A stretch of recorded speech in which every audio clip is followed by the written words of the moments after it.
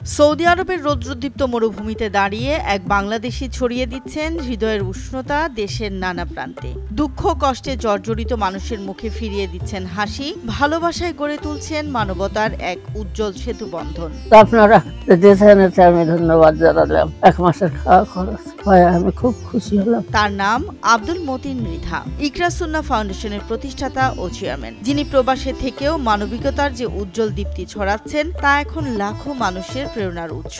ইকরা সুন্নাহ ফাউন্ডেশনের সভাপতি বাইরে থেকে যথেষ্ট চেষ্টা করছে এবং ভালো একটা প্রোগ্রাম। আমি মনে করি এটা ইহকাল এবং পরকালের জন্য একটা সওয়াবের ব্যাপার। বাংলাদেশের গহীন গ্রাম থেকে শুরু করে শহরের উপকণ্ঠ, যেখানে অসহায়ত্ব নিত্যদিনের বাস্তবতা, সেখানে পৌঁছে যাচ্ছে ইকরা সুন্নাহ ফাউন্ডেশনের সহায়তার হাত। আব্দুল মতিন মৃধার অনুপ্রেরণায় ফাউন্ডেশনটি প্রতিবন্ধী ও হতদরিদ্রের হাতে তুলে দিয়েছে নগদ অর্থ, বিভিন্ন মসজিদ মাদ্রাসায় অনুদান। ইকরা সুন্নাহ ফাউন্ডেশন 2022 সাল থেকে প্রতিষ্ঠার লগ্ন থেকে আমরা সামাজিক ধর্মীয় ভাবে বিভিন্ন কার্যক্রম পরিচালনা করে আসতেছি।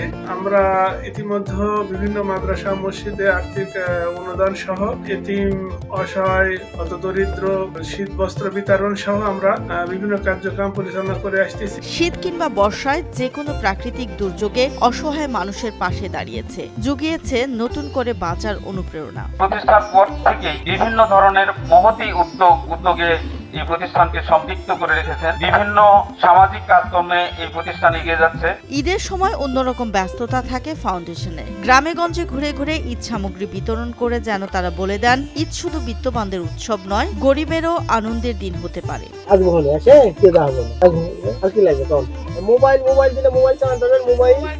আরো চমকপ্রদ একটি দৃষ্টান্ত করেছেন নারী ক্ষমতায়ন নিয়ে। পিছিয়ে পড়া অসহায় অসচ্ছল মহিলাদের হাতে তুলে দিচ্ছেন সেলাই মেশিন, যেটি শুধুমাত্র একটি যন্ত্র নয়, বরং স্বপ্ন বোনার এক নতুন সূচনা বিন্দু। আমরা দোয়া করি এই প্রতিষ্ঠানের উত্তরোত্তর আরো বিভিন্ন সামাজিক কর্মকাণ্ড সহ বিভিন্ন ভাবে এই প্রতিষ্ঠানের আরো উত্তরোত্তর যাতে কার্যকলাপে সম্পৃক্ত হতে পারে। প্রবাসী হয়েও নিজের জন্মভূমিকে ভুলে যাননি আব্দুল মতিন মৃধা, বরং তার হৃদয়ে প্রতিধ্বনিত হয় দেশের কান্না, দেশের চাহিদা। তার প্রচেষ্টায় গড়ে ওঠা ইকরা সুন্নাহ ফাউন্ডেশন এখন শুধু একটি নাম নয়, এটি একটি আশার আলো। আমরা গত কয়েকদিন আগে নওগাঁর মান্দা উপজেলার কালকাপুর ইউনিয়নের চক্রীকৃষ্ণ গ্রামের রিপা আক্তারের অসুস্থতার কথা জানতে পারি। আজকে আমরা ইকরা সুন্নাহ ফাউন্ডেশনের পক্ষ থেকে ওনাকে আর্থিক সহায়তা প্রদান করলাম এবং পাশাপাশি একই ইউনিয়নের চকমানিক গ্রামের ক্যান্সার আক্রান্ত আজহার আলীকে আমরা আর্থিকভাবে সহায়তা প্রদান করলাম।